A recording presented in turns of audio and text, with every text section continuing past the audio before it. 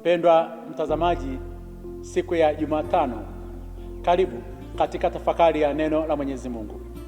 Tafakari yetu tunaipata kutoka katika Injili ya Marko, sura ile ya 12, aya ya 18 hadi ile ya 27. Nitaisoma.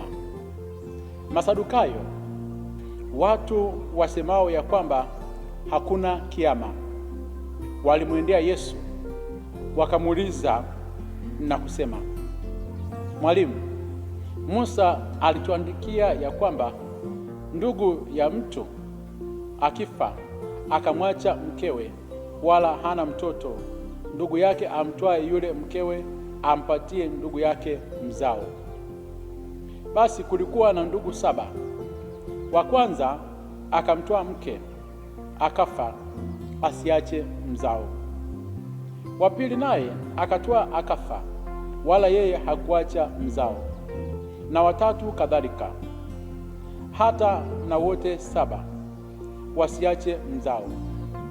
Mwisho wa wote yule mwanamke akafa naye. Basi katika kiama atakuwa mke wa yupi katika hao? Maana wote 7 walikuwa naye.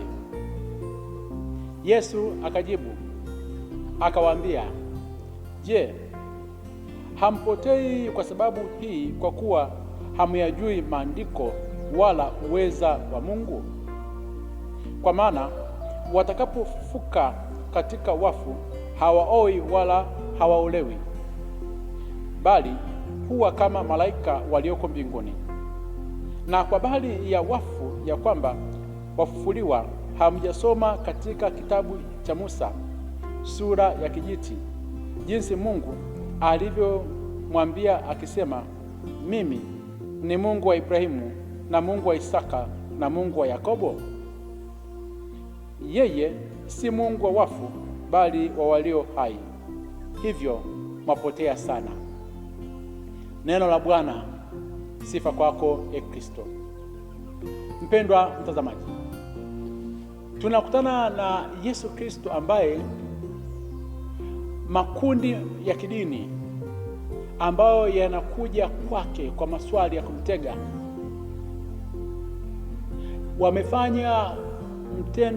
wamefanya kitendo hiki kwamba likitoka kundi hili linakuja kundi jingine.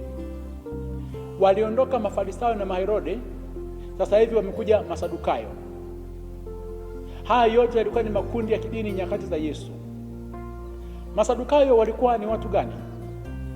Masadukayo lilikuwa ni kundi la kidini katika dini ya Kiyahudi, ambamo ndani mwake lilikuwa ni kundi la viongozi wasomi katika ile dini ya Kiyahudi. Ndani mwake pia walikuwemo matajiri, na utajiri huu waliupata kwa sababu katika shughuli yao walikuwa wamepewa jukumu la kusimamia ibada na taratibu zote za hekalu. Hivyo walijipatia pesa nyingi kupitia wafanyabiashara ambao walikuwa wanakuja kuuza vitu na yale maeneo ya hekalu kuweza kuwa sehemu ya pango la wanyang'anyi. Katika utajiri wao, katika mafanikio yao ya mali za dunia, wakiwa ni viongozi wa kidini, hawakuamini katika habari za maisha baada ya kifo. Walisema baada ya kufa tu mwanadamu maisha yameisha. Na wao katika maandiko matakatifu waliamini juu ya vitabu 5 tu vya Musa. Walikataa vitabu vya manabii, ambavyo manabii wengi walizungumza maisha baada ya maisha hapa duniani, kwamba tuna mbinguni, na manabii pia walizungumza habari za malaika. Masadukayo walikataa habari za malaika, kwamba malaika hawapo. Baada ya kujikita katika mafundisho hayo, kukataa habari za maisha baada ya kifo, wakakataa habari za malaika, wakajikita katika vitabu 5 vya Musa. Sasa hawa makuhani wakajiingiza kuwa karibu sana na ule utawala wa nyakati zile ambazo Pilato na Herode walikuwa wanatawala eneo lile la Yudea. Mafarisayo ambao walikuwa kinyume kabisa na Masadukayo, walikuwa wanawapinga kabisa hawa utawala wa Kirumi na Herode. Hawa Masadukayo wao wakatengeneza ukaribu ili kuweza kulinda mali zao. Wanamjia Yesu na swali. Nyakati hizo kesi za ndoa zilikuwa ni nyingi kama kipindi hiki. Wanamjia na swali likiwa hivi kwamba katika kitabu cha Kumbukumbu la Torati sura ya 25 aya ya 5 mpaka ya 6, Musa alisema kuna mume ameoa mke, na baadaye yule mume aliyeoa mke akaja mdogo wake kuishi pamoja na yeye. Kikitokea kifo cha yule bwana aliyekuwa ameoa mke na hakuacha mtoto, shemeji mtu atamuoa huyu mwanamke ili aweze kumpatia uzao. Wao wakasema hivi, alikuwepo bwana mmoja ambaye alikuwa ameoa akafa, na yule mwanamke alikuwa ni mzuri. Mdogo mtu akaja naye akaja akamuoa akafa, mpaka ndugu wote 7.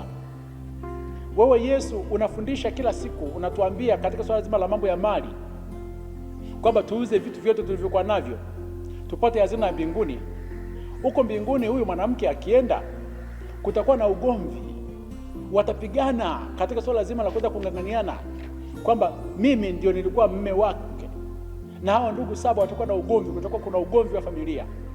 Wakatengeneza hoja kwamba mafundisho yako haya ya umilele hayana mashiko, kwa sababu huko mbinguni kutakuwa kuna vurugu za kifamilia wakiwa wanagombaniana mke. Yesu akasema hivi, mnakosa sana, kwa sababu mmejikita katika utajiri na mambo ya kidunia mpaka mnashindwa kuweza kusoma maandiko ya Mwenyezi Mungu vizuri.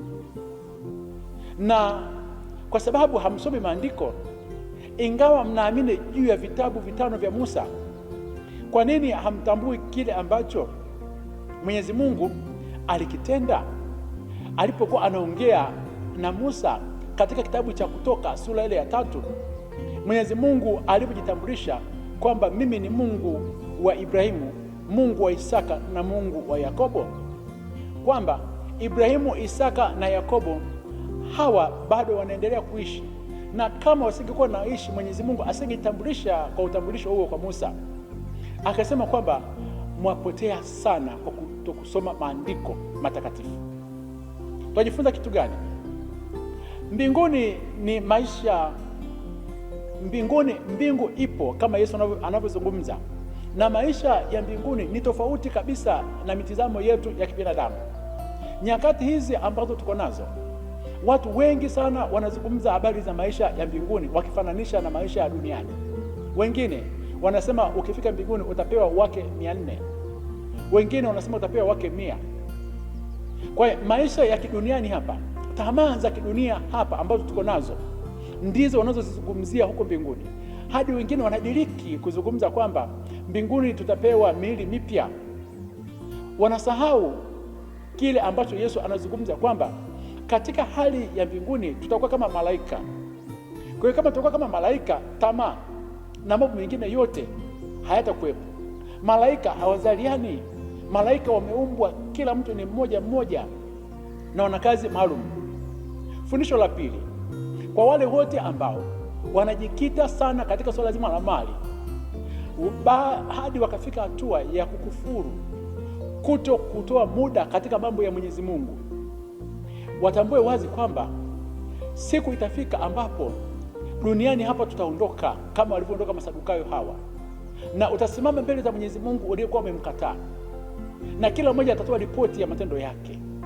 Je, utasema kitu gani mbele za Mwenyezi Mungu aliyekuumba bila wewe kuweza kutaka, na umemkataa kwa sababu ya mali za kidunia, kwa sababu umejiambatanisha na makundi mbalimbali ya watawala hapa duniani hadi unafanya mambo ambayo ni mabaya, na baadaye pia unawabeza wale viongozi wa kidini kwa sababu ya mali za kidunia?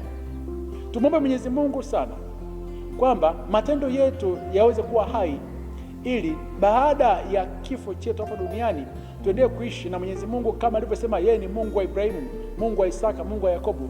Hawa mababa wa imani kwamba waliishi kwa sababu ya matendo yao mema, nasi tuendelee kuishi kwa matendo yetu mema. Akubariki na kulinda Mungu Mwenyezi, Baba na Mwana na Roho Mtakatifu. Amina.